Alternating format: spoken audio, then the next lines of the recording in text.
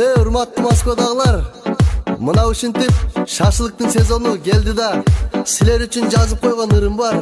Рухсат берсеңер ошолорду бир ырдап жиберейин. Кабыл алыңыздар.